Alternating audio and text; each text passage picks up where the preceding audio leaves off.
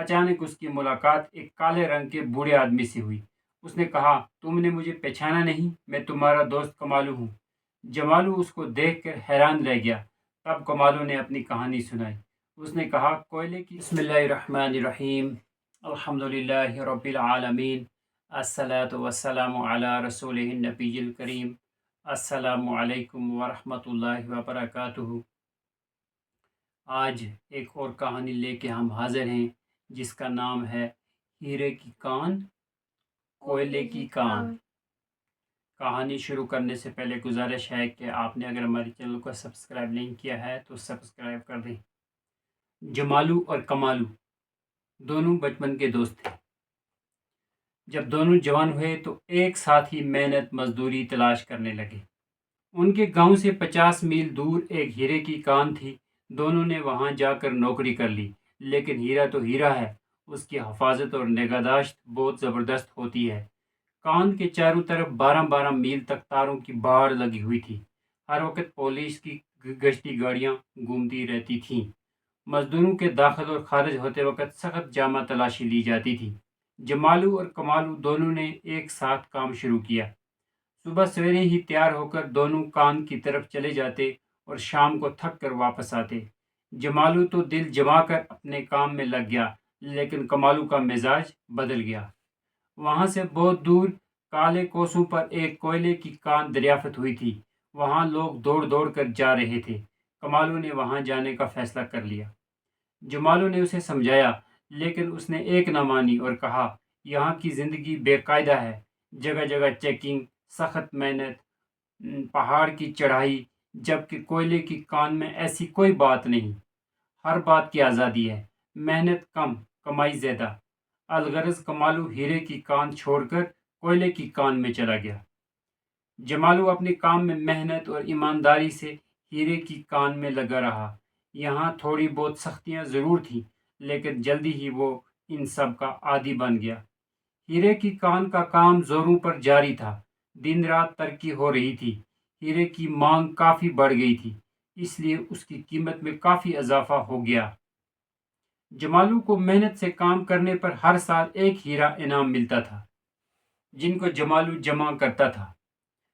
ہیرے کی کان میں کام کرنے کی وجہ سے جمالو کو صاف ستھرا لباس پہننا ہوتا تھا اور اچھے اخلاق سے بات چیت کرنا ہوتی تھی۔ اس کا اثر اس کی بیوی بچوں پر بھی پڑا۔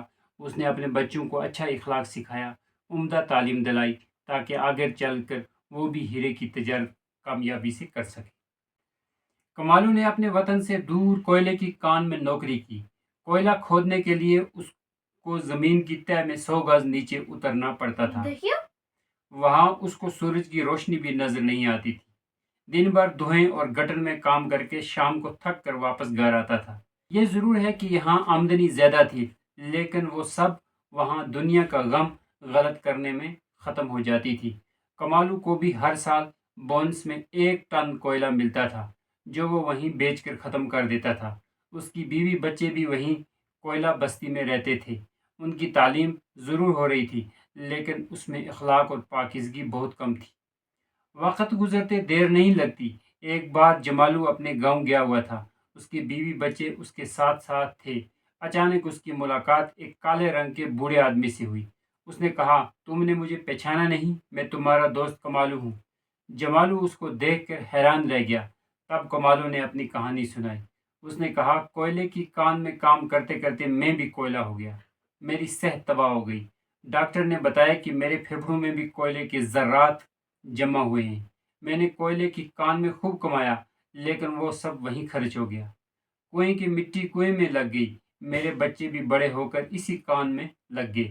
میری بیماری کے بعد انہوں نے مجھے گھر سے نکال کر سرکاری ہسپتال میں ڈال دیا۔ اب میں اس زندگی میں اکیلا ہوں، مرنے کی امید پر جی رہا ہوں۔ جمالو اپنے دوست کی درد بھری کہانی سن کر بہت رنجیدہ ہوا۔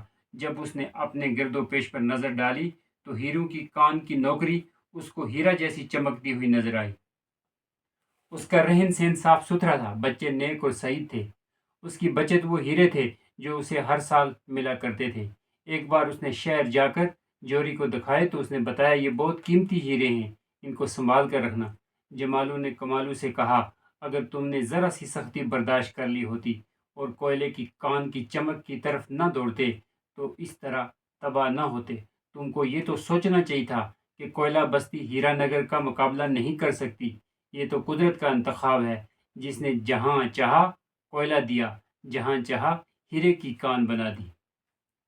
سبحانک اللہم و بحمدک و اشہد ان لا الہ الا انت استغفرک و اتوب الیک۔